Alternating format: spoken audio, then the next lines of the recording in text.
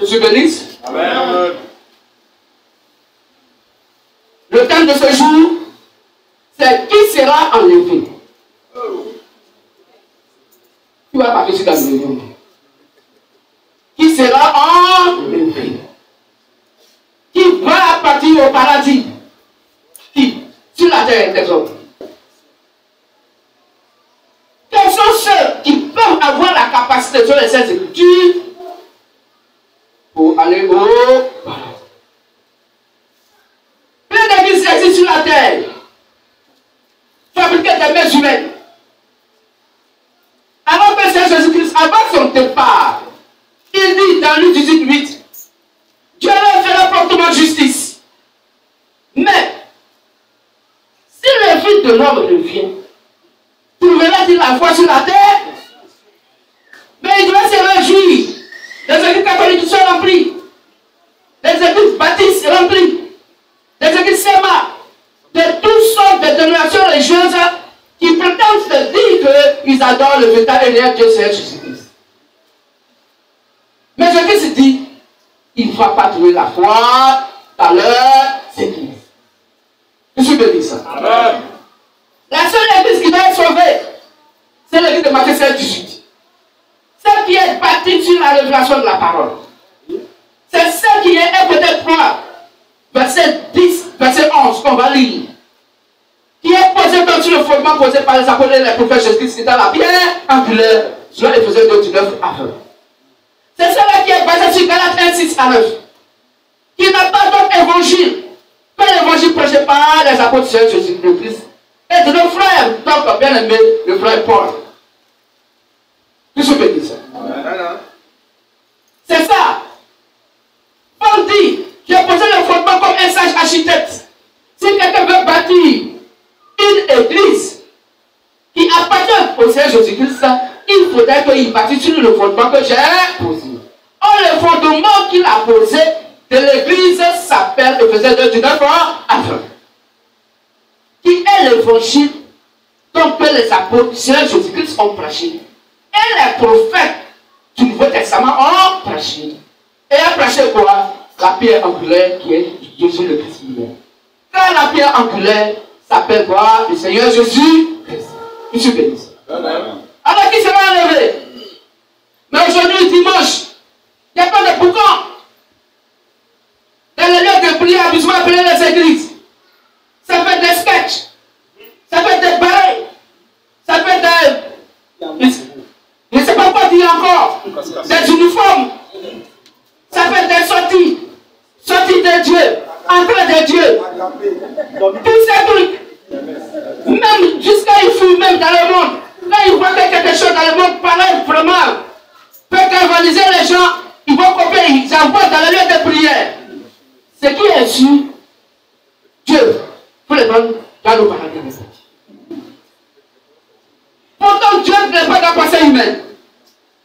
Dieu n'est pas un associationniste, mais il est un séparateur. Le monde, aujourd'hui, dans le lieu de prière. Et il faut voir comment les jeunes filles sont habillées. Jeunes filles, toutes nues. Dans maillot de bain dans l'église. Mais pasteur important, de toute façon, c'est son argent qui l'intéresse. Elle dit, une demoiselle, tu sais danser. Mais n'oubliez pas que la fille d'Hérodiade était aussi dans les strings. Car elle dansait devant le roi Hérode.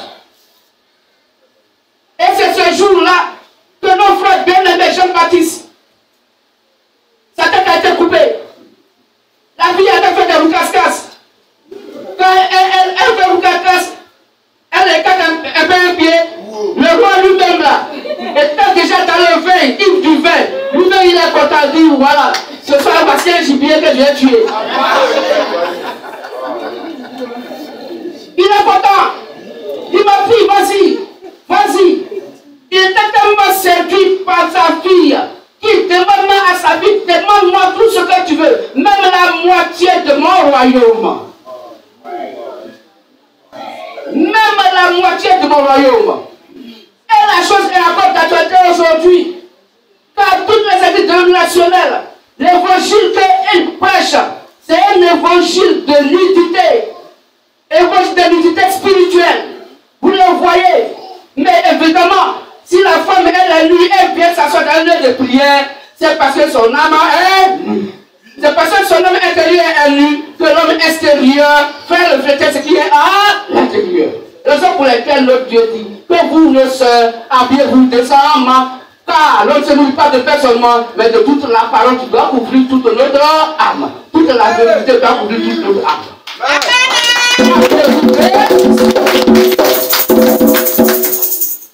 Je suis béni ça. Amen. Qui sera levé? Alors, ce message a été donné par le grand-mère Béni le mardi 16 mars 2012. Et l'auteur de ce message est le grand-mère Béni, le Seigneur Jésus, le Christ de la Sainte Bible. Et son instrument de travail, son âme serviteur, Zaba Cartier Etienne. Bonjour à tous et à toutes. Lisons ce court message de la Sainte Bible ouverte devant nous. Lisons ce court message, la Sainte Bible ouverte devant nous. Et sachons et rappelons-nous que rien sur la terre, dans le ciel, dans la mer, ne peut amener notre Dieu à désobéir à sa propre parole. Selon Ésaïe 55, à partir du verset 10 au verset 11, selon Matthieu 24, 35, et selon Hébreux 1, 10 à 11. Lecteur, on fait vite. Ésaïe 55, 10 à 11, le plan Matthieu 24, 35. Ésaïe 55, 10 à 11. Ok. Comme la pluie et la neige descendent des cieux et n'y retournent pas sans avoir arrosé, fécondé la terre et fait germer les plantes. Il faut le prendre doucement. Comme la pluie et la neige descendent des cieux. Donc comme la pluie et la neige descendent des cieux, allons-y. Et n'y retournent pas. Et n'y retournent pas. Sans avoir arrosé. Sans avoir arrosé. Féconder la terre. Féconder la terre. Et faire germer les plantes. Et faire germer les plantes. Sans avoir donné de la semence au semeur. Sans avoir donné la semence au semeur. Et du pain à celui qui mange. Et du pain à celui qui mange. Ainsi en est-il de ma parole. Ainsi en est-il de la parole de notre Dieu. Qui sort de ma bouche. Qui sort de sa bouche. Elle ne retourne point à moi sans effet. Cette parole ne peut jamais retourner à Dieu sans effet. Sans avoir exécuté ma volonté. Sans avoir exécuté sa volonté. Et accompli mes desseins. Et accompli son plan. C'est Matthieu 24, 35. Et le frère va prendre Hébreux 1, 10 à 11. Matthieu 24, verset 35. Oui. Le ciel et la terre passeront. Donc le ciel et la terre vont passer. Mais mes paroles ne passeront point. La parole de Dieu ne peut jamais passer. Amen. Qu'est-ce que dit ça? Hébreux 1, 10, 11. Et encore, toi Seigneur, tu as au commencement fondé la terre, et les cieux sont l'ouvrage de tes mains. Ils périront, mais tu subsistes. Ils vieilliront tous comme un vêtement. Amen. Amen. Que se bénisse ça. Donc notre Dieu ne peut jamais désobéir à sa propre parole. Et partout, dans toutes les religions se disant chrétiennes, l'homme nous enseigne que Christ ou Jésus-Christ viendra prendre donc son épouse. Donc il viendra pour vous faire voir la lettre. Ceci est vrai. Mais, cependant, une grande question demeure. Quel type d'homme et de femme prendra-t-il pour en faire son épouse? Voici la question. Prendra-t-il des hommes et des femmes de différentes religieuses, dites chrétiennes, ayant chacune des doctrines différentes, l'une de l'autre? Quand Jésus va venir, est-ce que, pour que c'est une épouse, il prend une église, la seule église de Christ qui va partir? Est-ce que ce sont les catholiques seulement qui seront enlevés? Ou bien les protestants qui vont enlever? Ou bien les haristes qui vont être enlevés? Oh, il doit enlever une église qui évangile qui a la même parole que Christ lui-même selon 1 Corinthiens 1, verset 10. Car tous les enfants de Dieu, l'épouse qui doit être enlevée, doit avoir le même esprit que Dieu, le même sentiment que Dieu, le même langage que Dieu. Mais voici des doctrines différentes. Des églises qui ont des doctrines différentes les unes des autres. Donc, laquelle des églises Dieu va prendre? Que je veux dire ça? Frères et sœurs, lisons ce que la Bible dit à ce sujet. Que je veux dire ça? Amen. On va donc se lever et nous allons prendre 1 Corinthiens 1, verset 10. 1 Corinthiens 1, verset 10. Oui. Je vous exhorte, frères, par le nom de notre Seigneur Jésus-Christ, à tenir tous un même langage. Donc tous les chrétiens doivent tenir le même langage. Et à ne point avoir de division parmi vous. Tous les chrétiens ne doivent pas avoir de division dans l'adoration. Pourquoi tu s'agit de quelqu'un qui ne porte pas chaussures et toi catholique qui porte chaussures? Qu'est-ce qui vous divise? Ces chaussures. Il fait que lui n'a pas chapelé, mais toi tu as chapelé. Qu'est-ce qui vous divise? C'est chapelé. Qu'est-ce que tu veux dire ça? Continue, frère. Mais à être parfaitement unis dans un même esprit. Donc toutes les églises qui doivent être sauvées, arrêtées, doivent être parfaitement unies dans un même esprit. Oh, Dieu est esprit. Dieu qui est esprit, Dieu est la parole. Donc ils doivent tous être unis dans la même parole, dans le même évangile, dans la même prédication. Amen. Mais pourtant, ils sont tous divisés. Ils n'ont pas même adoration. Alors mon frère. Et dans un même sentiment. Ah, est-ce que dimanche, toutes ces communautés religieuses ont le même sentiment? Un chrétien à ce qui passe, un chrétien catholique passe, il n'y a pas bonjour. Ce qui est sûr, chacun a la Bible sous ses aisselles et puis se dépasse. Mais ils ont raison, parce qu'ils sont divisés. Ils n'ont pas le même esprit. Ils n'ont pas le même sentiment. S'ils avaient les mêmes sentiments, un jour, l'un d'entre eux va dire, bon, est-ce que notre pasteur peut venir dans votre église catholique, va prêcher ce dimanche? Il faut donc, on va vous envoyer une information là-bas, et puis votre prêtre aussi va venir dans notre église pour prêcher. Ils n'ont pas le même sentiment en Christ. La Bible est claire. Mais vous direz qu'on critique l'église. On ne critique pas l'église. On critique la fausse doctrine. Voilà. On critique personne. Quand au moment où Dieu mettait au monde, permettait que le père ou la mère de quelqu'un partent ensemble pour mettre au monde quelqu'un, on n'était pas là. Il n'a demandé permission à personne. Nous ne sommes pas d'autres personnes, car tout être humain est la créature de Dieu qu'on doit respecter. Si tu es quelqu'un, c'est que tu es Dieu. Que je bénisse. Amen. Que je bénisse. Amen. Mais, ce qu'il dit, la Bible dit dans le titre, la Bible nous fait comprendre. Il dit, je vous envoie, allez-y et fermez leur bouche. Je vous envoie pour qu'on puisse leur fermer la bouche. La Bible dit, dans le livre d'Ésaïe, Jérémie aussi en parle.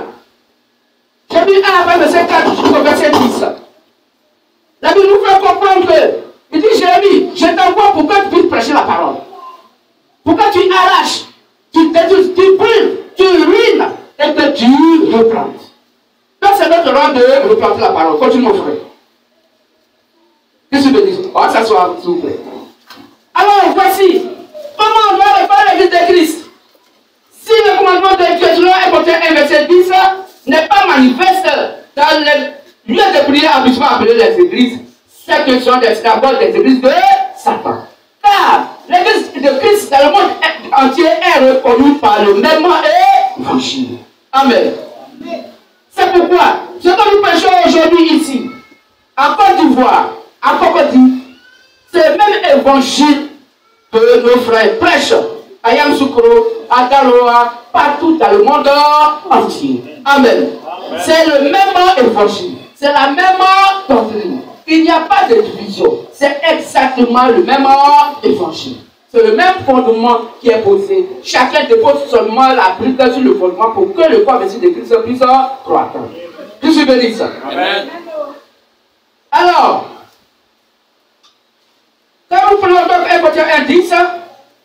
écrit, je vous exhorte, frères, par le nom du Seigneur Jésus-Christ, à tenir tous un même langage.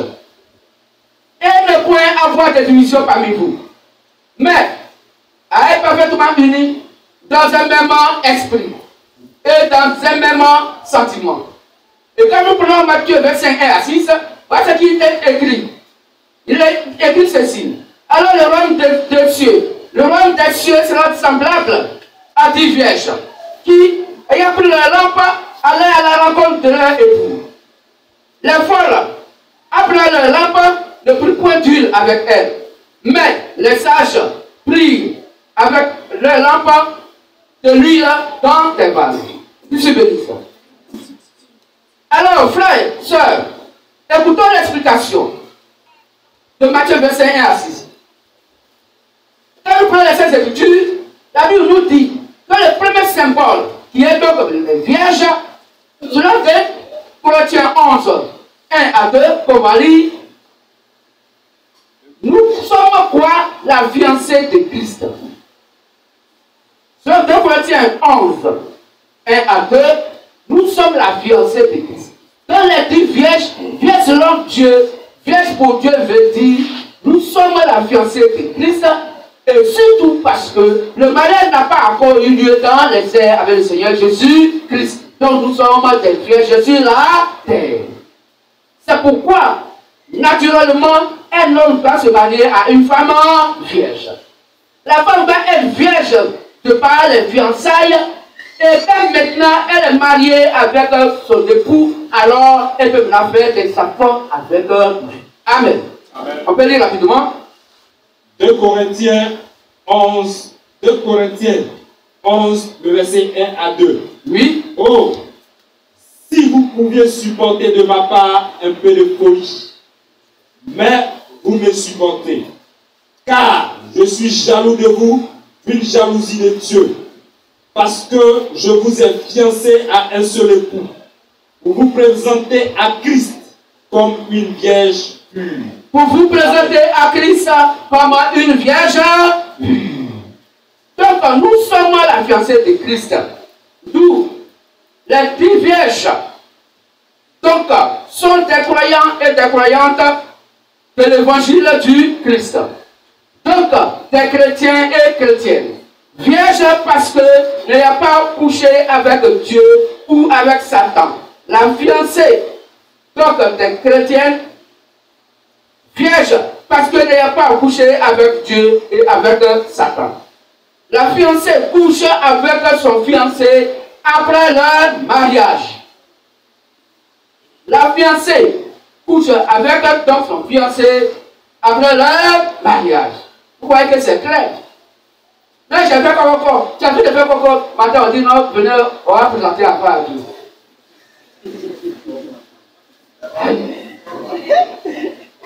Mais comme ça c'est fiançailles. Chez nous, on appelle ça comme sur les blancs, on appelle ça fiançailles. La Bible appelle ça fiançailles. Mais tu viens de faire une fiançaille, elle est fiancée. Moi, je ne t'avais pas dit. Non, mais fiançaille veut dire celle qui est donc préparée à être ta future épouse. C'est quand tu l'adoptes, quand tu vas avec elle. Voilà pourquoi nous sommes encore des vierges, parce qu'il n'y a pas encore fait le mariage avec notre Dieu dans les airs, il n'a pas encore couché avec nous. Nous sommes des vierges. Appelez ça fiancée et sa future épouse.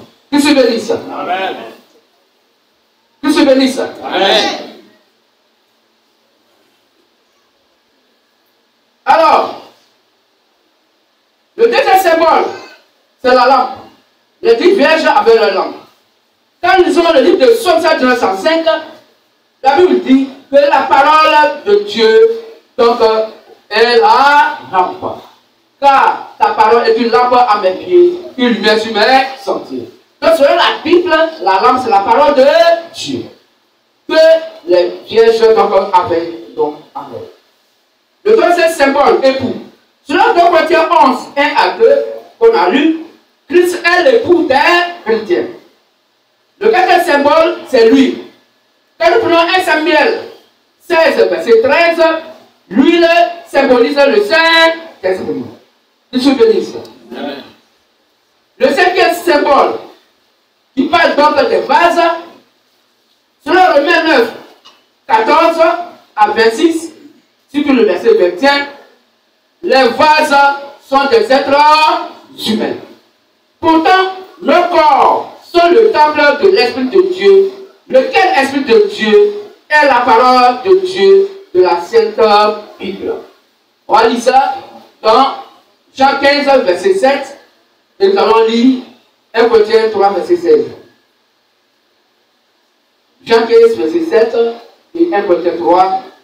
Jean 15, verset 7. Si vous demeurez en moi, et que mes paroles demeurent en vous, demandez ce que vous voudrez, et cela vous sera accordé. 1 Corinthiens 3, 16. Et vous allez prendre aussi Jean 6, 63. 1 Corinthiens 3, 16. 1 Corinthiens 3, verset 16. Oui. Ne savez-vous pas que vous êtes le temple de Dieu et que l'Esprit de Dieu habite en vous? Amen. Que l'Esprit de Dieu habite en nous parce que nous sommes le temple de Dieu. Jean 6, 63. Oui. C'est l'Esprit qui vivifie. C'est l'Esprit qui vivifie. La chair ne sert de rien. La chair ne sert de rien. Les paroles que je vous ai dites sont esprit et vie. Sont esprit et vie. Donc quand Dieu nous dit la parole, de par son messager, la parole, quand nous la recevons selon Romains 10, 17, la parole se met dans nos cœurs selon 1 Corinthiens 3, 16 à 17. Amen. Amen. C'est ce que dit ça. Donc nous portons la parole qui est la lampe dans notre cœur, quand la parole est la lampe qui est la parole de Dieu. Qu'est-ce que le fait au moment où nous sommes encore des vierges sur la terre? Parce qu'il n'y a pas encore eu de mariage. C'est ce que dit ça. Alors frères et sœurs, croyants du monde entier, chers lecteurs et lectrices, ouvrons nos intelligences et demandons au Dieu de la Sainte Bible de nous aider à comprendre la suite de ce message. De par ces versets, la Sainte Bible nous montre que ce sont seuls des hommes et des femmes ayant la même doctrine. Donc, des mêmes messages qui seront enlevés. Je reprends la partie. De par ces versets, la Sainte Bible nous montre que ce sont seuls des hommes et des femmes ayant la même doctrine. Selon 1 Corinthiens 1, verset 10. Donc, les mêmes messages, selon Galates 1, 6 à 9, qui seront quoi? Enlevés. Ce n'est pas de doctrines différentes dans le monde entier qui seront enlevées. Amen. Amen. Alors, vous me posez certainement la question de savoir, frère Zapatatier, comment reconnaître le groupe qui sera enlevé et quel type de message ce groupe détient-il? Le groupe qui sera enlevé est celui qui croit au Dieu de la Sainte Bible et qui le suit de par le chemin tracé par les premiers disciples du Seigneur Jésus, le Christ, et de par l'apôtre Paul du Nouveau Testament. Voilà ça, Jean 20, 19 à 23 et 1 Corinthiens 3, verset 10 à 11. L'acteur. Jean 20, 19 à 23. Oui. Le soir de ce jour, qui était le premier de la semaine, les portes du lieu où se trouvaient les disciples étaient fermées à cause de la crainte qu'il avait des Juifs. Jésus vint et se présenta au milieu d'eux et leur dit, la paix soit avec vous. La paix soit avec vous. Et quand il lui dit cela, il leur montra ses mains et son côté. Il leur a montré ses mains et son côté qui a été percé. Les disciples furent dans la joie. Quand ils l'ont vu, ils étaient heureux de le voir. En voyant le Seigneur. Oui. Jésus leur dit de nouveau. Il leur dit de nouveau. La paix soit avec vous. La paix soit avec vous. Comme le Père m'a envoyé. Comme le Père m'a envoyé. Moi aussi je vous envoie. Moi aussi je vous envoie. Après ces paroles. Il souffla sur eux. Et leur dit. Recevez le Saint-Esprit. Recevez le Saint-Esprit. Ceux à qui vous pardonnerez les péchés. Ceux à qui vous avez pardonné les péchés. Ils leur seront pardonnés. Les péchés leur seront pardonnés. Et ceux à qui vous les retiendrez, ceux à qui vous avez retenu leurs péchés, ils leur seront retenus. leurs péchés leur seront quoi? Retenus. Amen. 1 Corinthiens 3, 10, 11. 1 Corinthiens 3, versets 10 à 11. Selon la grâce de Dieu qui m'a été donnée, Oui. j'ai posé le fondement comme un sage architecte et un autre bâti dessus. Mais que chacun prenne garde à la manière dont il bâtit dessus. Car personne ne peut poser un autre fondement que celui qui a été posé, savoir Jésus-Christ. Amen. Amen.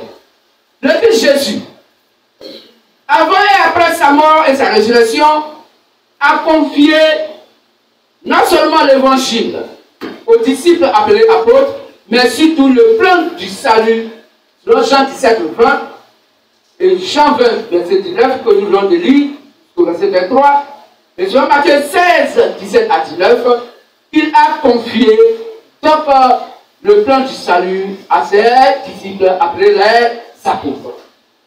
Que je bénisse. Amen.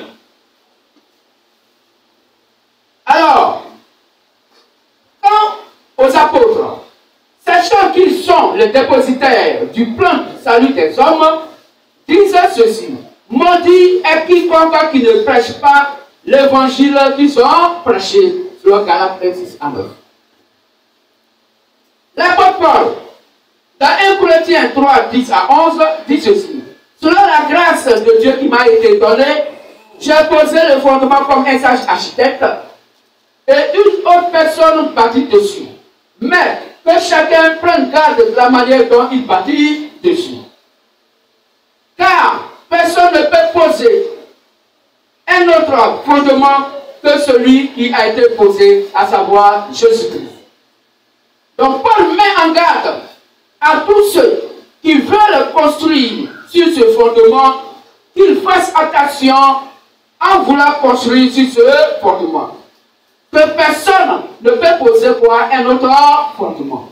Dans l'évangile qui sont prêchés, qui est le fondement, sur le verset 19 à 20, c'est sur ce même évangile que tous ceux qui se réclament, donc de l'église de Christ qui doit être enlevée, doivent prêcher exactement comme les apôtres sur Jésus-Christ ont prêché.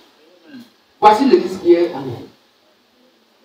Vous comprenez combien de fois toutes ces donations religieuses, ces milliers de donations religieuses vont à l'enfer. Quand on parle de ça, au lieu d'avoir les regards dans ces écritures, dans la Bible, pour dire que oui, ça c'est vrai. Nous partons tous et toutes à la perdition, à l'enfer. Il faut que nous retournons donc à l'ancien commandement de Dieu qui est sa parole, qu'il a confié à ses disciples, les apôtres. En dehors de leur évangile, il n'y a pas enlèvement. Sont enlevés uniquement ceux qui auront l'évangile que les apôtres ont prêché. Donc si une femme prêche dans votre église, vous partez à l'enfer.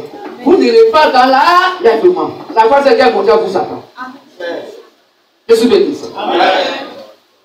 Je suis béni. Donc frères et sœurs, voici la conclusion. Un seul et unique groupe d'hommes et de femmes sera enlevé parce que ayant le même évangile, donc la même doctrine identique à celle des apôtres. Voici la conclusion. Ceux qui vont partir dans le paradis de Dieu, c'est ceux et celles qui ont l'évangile que les apôtres ont prêché. En dehors de l'évangile des apôtres, il n'y a pas de paradis. Quand l'église qui sera enlevée, qui est l'église de Matthieu 18, est reconnue donc par les Saintes Écritures et par l'évangile que William Aaron Branham a prêché, et que nous, le ministère de la voix de minuit, nous voulons pour réveiller la lampe qui était éteinte donc en elle. Elles vont allumer leur lampe. Car nous venons pour le réveil de l'évangile donc que Branham a prêché et qui a été endormi dans leur cœur. Dès que cela est fait, alors l'enlèvement a lieu. Ceux qui sont morts en Christ vont ressusciter premièrement, vont sortir donc de la terre, ils ressuscitent premièrement, ils viendront sur la terre, et nous les vivons avec eux dans les airs. Nous allons croiser notre époux, le Seigneur Jésus-Christ. Que le Dieu de la Sainte Bible, Jésus, la parole chère, bénisse ce matin chacun et chacun.